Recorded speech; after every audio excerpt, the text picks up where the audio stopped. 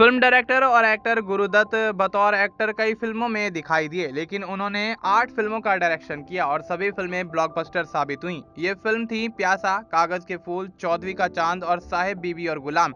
इन blockbuster फिल्मों के जरिए गुरुदत्त काफी ज्यादा फेमस हुए। गुरुदत्त ने प्रख्यात गायिका गीता दत्त से प्यार के बाद शादी की। इनकी शादी 1953 में हुई थी, मगर अफसोस ये शादी महज 4 साल ही टिक सकी।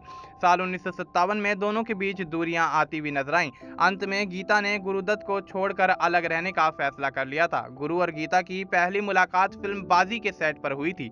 गीता को देखते ही गुरुदत्त उनके दीवाने हो गए थे। वहीं गीता दत्त भी गुरुदत्त के डायरेक्शन की कायल थीं। सेट पर दोनों का प्यार परवान चढ़ा और इस खूबसूरत जोड़ी ने शादी करने का फैसला किया।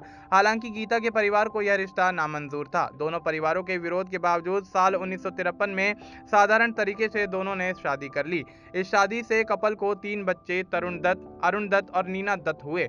आपको बता दें कि कहा जाता है कि गीता से शादी और पिता बनने के बाद गुरु को वहीदा रहमान से प्यार हो गया था।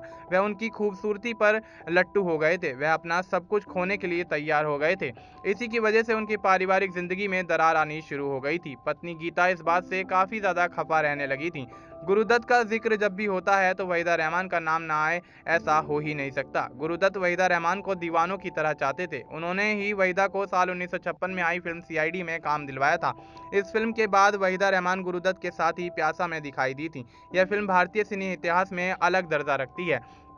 फिल्म की शूटिंग के दौरान ही दोनों के बीच नजदीकियां बढ़ती हुई नजर आईं और उनके इश्क के चर्चे आम हो गए। जब यह बात गीता दत्त को पता चली तो गुरुदत्त की जिंदगी में उथल पुथल मचती हुई नजर आई। एक बार गुरुदत्त को रंगे हाथों पकड़ने के लिए गीता ने जाल बिछाया। एक दिन गुरुदत्त के पास वहीदा रहमान के नाम से खत पहुंचा, जिसमें लिखा था, मैं आपसे बात करना चाहती हूँ, सुध बुध खो चुकी हूँ, ना जाने आपने क्या कर दिया है। खत के आखिर में मिलने का बुलावा था। गुरुदत्त इस खत को पढ़कर हैरान हुए, क्योंकि वह दिन वहीदा से सेट पर मिलने वाले थे। उन्होंने अपने दोस्त और फिल्म राइटर अबरार अलवी से इस मसले पर चर्चा की। अबरार पहले ही नजर में भाप गए कि यह खत वहीदा ने नहीं लिखा है। खत का सच पता करने के लिए तय समय पर गुरुदत्त और अबरार नरीमन पॉइंट पहुंचे। थोड़ी देर में एक कार से गीता दत्त उतरी और उनकी दोस्त भी उनके साथ थी। इस वाक्य से गुरुदत्त बेहद खफा हो गए और उन्होंने गीता दत्त पर उस दौरान हाथ भी उठा दिया। इस घटना के बाद दोनों अलग हो गए। गुरुदत्त द अनसेटिस्फाइड स्टोरी किताब के अनुसार एक बार गीता दत्त ने वहीदा पर अपनी भड़ास निकालते हुए कहा था कि जब से वो हमारी जिंदगी में आई हैं तब से जिंदगी नरक हो गई है। गीता दत्त अपने पति के इस नाजायज प्यार को बर्दाश्त नहीं कर पाई और नाराज होकर अपने तीनों बच्चों के साथ मां के पास चली गईं, या यूं कहें कि उन्होंने गुरुदत्त को छोड़ दिया। वहीं दूसरी ओर गुरुदत्त के पॉजिटिव बिहेवियर की वजह से वहीदा भी धीरे धीरे उनसे दूर हो गई। कहा जाता है कि आखिरी वक्त गुरुदत्त अपनी जिंदगी में काफी ज्यादा तन्हा हो गए थे। उन्होंने शराब को अपना साथी चुन लिया था।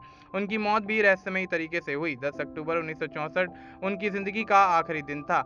उस समय वह बहारें फिर भी आएंगी फिल्म पर काम कर रहे थे। आखिरी शाम उन्होंने अपने दोस्त अबरार अलवी के साथ गुजारी। 1 बजे रात में अलवी उनके घर से खाना खाकर गए। अगले दिन गुरुदत्त अपने घर में मृत पाए गए। पलंग की बगल की मेज पर एक गिलास रखा हुआ था, जिसमें एक गुलाबी तरल पदार्थ अभी थोड़ा बचा हुआ था।